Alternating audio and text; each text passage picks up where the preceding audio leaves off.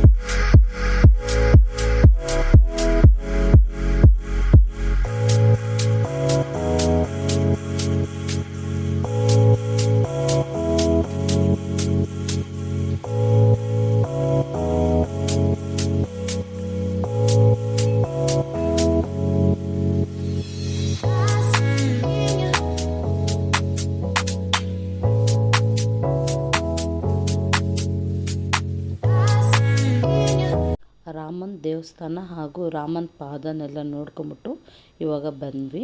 ಅಲ್ಲೆಲ್ಲ ನಾವು ಸ್ಲಿಪ್ಪರೆಲ್ಲ ಬಿಟ್ಟಿದ್ವಲ್ಲ ಹಾಕ್ಕೊಂಬಿಟ್ಟು ಇವಾಗ ಹೊರಡ್ತಾ ಇದ್ದೀವಿ. ಇವಾಗ ನಾವು ಕೇಬಲ್ ಕಾರ್ ಹತ್ರ ಬಂದಿದ್ದೀವಿ ಕೆಳಗಡೆ ಹೋಗೋದಕ್ಕೆ ಅಂತಲೇ. ನಾನು ಎಲ್ಲರೂ ರೆಡಿಯಾಗಿ ನಿಂತಿದ್ವಿ. ಕೇಬಲ್ ಕಾರ್ ಇನ್ನೂ ಬಂದಿರಲಿಲ್ಲ. ಇವಾಗ ಬಂತು. ನಾನು ಮನೆಯವರೆಲ್ಲ ಹತ್ಕೊಂಡ್ವಿ. ಇವಾಗ ಮೂವ್ ಆಗ್ತಾ ಇದೆ ನೋಡಿ. ಈ ಥರ ಅದೇ ಕ್ಲೋಸ್ ಆಗುತ್ತೆ ಆಟೋಮೆಟಿಕಲಿ. ಅಲ್ಲಿನೂ ಟಚ್ ಆಗುತ್ತೆ ಹಾಗೆ ಕ್ಲೋಸ್ ಆಗುತ್ತೆ ನೋಡಿ. ಇವಾಗ ನಾವು ಕೆಳಗಡೆ ಇಳಿತಾ ಇದ್ದೀವಿ. ಇವತ್ತು ಇದೆಲ್ಲ ಮುಗಿಸ್ಕೊಂಬಿಟ್ಟು ನಾವು ಮತ್ತೆ ಬೇರೆ ಕಡೆ ಹೋಗೋದಿತ್ತು. ಹಾಗಾಗ್ಬಿಟ್ಟು ಎಲ್ಲ ನೋಡಿಕೊಂಡು ಇವಾಗ ಹೊರಟಿದ್ದೀವಿ. ತುಂಬ ಚೆನ್ನಾಗಿತ್ತು ನಮಗೆ ಫಸ್ಟ್ ಎಕ್ಸ್ಪೀರಿಯೆನ್ಸ್. ಯಾಕೆಂದರೆ ಕೇಬಲ್ ಕಾರಲ್ಲೆಲ್ಲ ನಾವು ಹೋಗಿರಲಿಲ್ಲ, ನೋಡೂ ಇರಲಿಲ್ಲ. ಹಾಗಾಗ್ಬಿಟ್ಟು ಖುಷಿ ಆಯಿತು ಹೋಗಿ ಬಂದಿದ್ದು.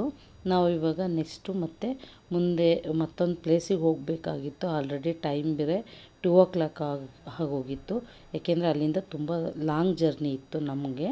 ಹಾಗಾಗಿ ಇವಾಗ ನಾವು ಫುಲ್ ಕೆಳಗಡೆ ಬಂದಿದ್ದೀವಿ. ಕೆಳಗಡೆಯಿಂದ ಇವಾಗ ಎಕ್ಸಿಟ್ ಆಗ್ತಾಯಿದ್ದೀವಿ. ಫುಲ್ ಪಾರ್ಕಿಂಗ್ ಏರಿಯಾಕ್ಕೆ ಹೋಗ್ತಾಯಿದ್ದೀವಿ. ಯಾಕೆಂದರೆ ನಾವು ಕಾರ್ ನಿಲ್ಲಿಸಿದ್ವಲ್ಲ ಅಲ್ಲಿ ಹೋಗಬೇಕು. ಹಾಗಾಗ್ಬಿಟ್ಟು ಅಲ್ಲಿಗೆ ಡೈರೆಕ್ಟ್ ಎಕ್ಸಿಟ್ ಇದೆ. ಹಾಗಾಗಿ ನಡ್ಕೊಂಡು ಹೋಗ್ತಾಯಿದ್ದೀವಿ. ತುಂಬ ಚೆನ್ನಾಗಿದೆ. ಯಾರೆಲ್ಲ ಕೇರಳಕ್ಕೆ ಹೋಗ್ತೀರಾ, ಅನಂತ ಪದ್ಮನಾಭ ಟೆಂಪಲ್ಗೆ ಹೋಗ್ತಿರಲ್ವ, ಅಲ್ಲಿಂದ ನಿಯರ್ ಬೈ ಇದೆ. ಒಂದು ಸರಿ ನೀವೂ ವಿಸಿಟ್ ಮಾಡಿ, ನಿಮಗೂ ಖುಷಿ ಅನಿಸುತ್ತೆ. ತುಂಬ ಚೆನ್ನಾಗಿದೆ ನೋಡೋದಕ್ಕೂ. ಒಂದು ಸರಿ ವಿಸಿಟ್ ಮಾಡಿ, ತುಂಬ ಚೆನ್ನಾಗಿದೆ. ಹಾಗೆಯೇ ನಾವು ಇವಾಗ ಹೊರಟ್ವಿ.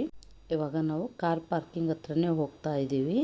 ಹಾಗೆಯೇ ಹೊರಗಡೆ ಬಂದ ತಕ್ಷಣವೇ ಒಂದು ವಿಡಿಯೋ ಮಾಡಿಕೊಂಡೆ. ಜಟಾಯು ಅರ್ತ್ ಸೆಂಟರ್ ಅಂತ ಇದೆ, ಅದನ್ನು ಹಾಗೆಯೇ ಒಂದು ವಿಡಿಯೋ ಮಾಡಿಕೊಂಡೆ. ತುಂಬ ಚೆನ್ನಾಗಿದೆ. ಇವತ್ತಿನ ವಿಡಿಯೋ ನಿಮಗೆಲ್ಲ ಇಷ್ಟ ಆಗಿದೆ ಅಂತ ಅಂದ್ಕೊಂಡಿದ್ದೀನಿ. ಮತ್ತು ಇನ್ನೊಂದು ವಿಡಿಯೋದಲ್ಲಿ ಸಿಗ್ತೀನಿ. ಪ್ಲೀಸ್ ಲೈಕ್ ಮಾಡಿ, ಶೇರ್ ಮಾಡಿ, ಕಮೆಂಟ್ ಮಾಡಿ. ಆದರೆ ಸಬ್ಸ್ಕ್ರೈಬ್ ಆಗೋದು ಮಾತ್ರ ಮರಿಬೇಡಿ. Thank you for watching. Bye.